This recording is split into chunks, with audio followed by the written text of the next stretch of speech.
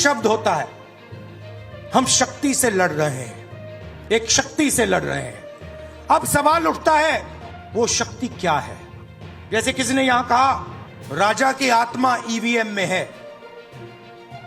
सही है, सही है, राजा की आत्मा ईवीएम में है, हिंदुस्तान की हर संस्था में है, ईडी में है, सीबीआई में है, इनकम टैक्स डिपार्टमेंट में है। राहुल गांधी के शक्ति बयान पर भाजपा की चुनाव आयोग से शिकायत दर्ज। क्या राजनीतिक बयानबाजी धार्मिक आस्थाओं को आहत कर सकती है? क्या चुनावी मौसम में धर्म और राजनीति के बीच की रेखा कहां खिंचती? नमस्कार, आप देख रहे हैं न्यूज और मैं हूं आपके साथ तनु शर्मा। आज हम बात करेंगे राहुल गांधी के हालिया शक्ति बयान और उस पर भाजपा की प्रतिक्रिया की। भाजपा ने बुधवार को चुनाव आयोग से राहुल गांधी के शक्ति के बारे में की गई टिप्पणी की शिकायत की, जिसमें कहा गया कि यह धार्मिक भावनाओं को आहत करती है।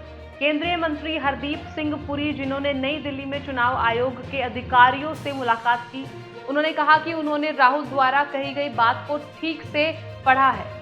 राहुल गांधी ने बहुत से लोगों की धार्मिक भावनाओं का अपमान किया, उन्होंने नारी शक्ति का अपमान किया।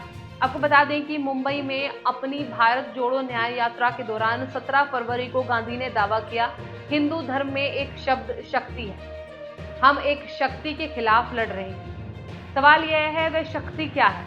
राजा की आत्मा ईवीएम में है, यह सच है। राजा की आत्मा ईवीएम में है और देश के हर संस्थान में ईडी, सीबीआई और आयकर विभाग में राहुल गांधी ने यह कहा, यह आरोप लगाते हुए कि पीएम मोदी बिना वोटिंग मशीनों के चुनाव नहीं जीत सकते। भाजपा ने कहा कि राहुल की टिप्पणियां मॉडल कोड ऑफ कंडक्ट की उल्लंघन करती हैं।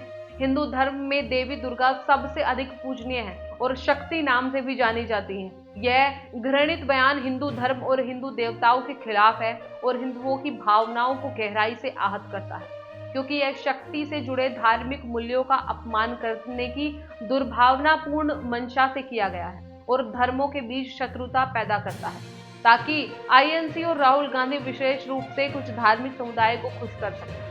इसके अलावा कांग्रेस और राहुल गांधी की जिद्दी करतूत इस देश के शांतिपूर्ण माहौल को खतरे में डाल रही है, जो मुक्त और निष्पक्ष चुनाव के लिए गंभीर चुनौती पेश कर सकती है, इसमें जोड़ा गया। क्योंकि शक्ति शब्द पारंपरिक रूप से भारत में महिला देवी और महिलाओं से जुड़ा हुआ है, इसलिए धार्मिक भावनाओं को आहत करने के साथ साथ इसमें एक अंतर्निहित मिसोजिनिस्टिक संटोन भी है, जिसे भाजपा ने अपनी शिकायत में उल्लेख किया है।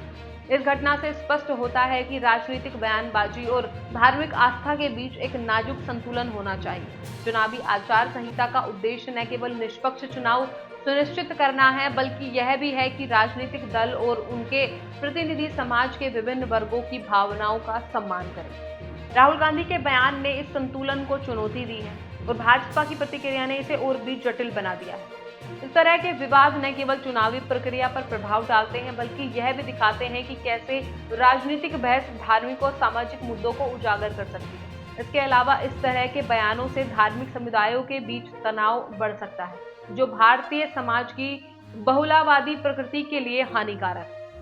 इस घटना से यह स्पष्ट होता है कि चुनावी आचार संहिता का पालन करना और समाज के सभी वर्गों की भावनाओं का सम्मान करना राजनीतिक दलों के लिए अत्यंत महत्वपूर्ण है। राजनीतिक नेताओं को अपने बयानों में संयम बरतने की आवश्यकता है, ताकि वे धार्मिक और सामाजिक सद्भाव को बनाए रख सकें। हमारे अगले वीडियो में हम इस विवाद के चुनावी परिणामों और भारतीय राजनीति पर इसके दीर्घकालिक प्रभावों पर चर्चा करेंगे। क्या चुनाव आयोग की कार्यवाही राजनीतिक बयानबाजी को नियंत्रित कर सकती है? क्या यह घटना भविष्य के चुनावों में धार्मिक बयानबाजी को रोकने के लिए एक मिसाल कायम करेगी? इन सवालों के गहन विश्लेषण के लिए ए न्यूज पर आप बने रहिए। फिलहाल मैं तनु शर्मा आपसे विदा लेती हूँ, फिर मिलती हूँ एक नई अपडेट के साथ। अब तक के लिए कीप वॉचिंग ए न्यूज। नमस्कार।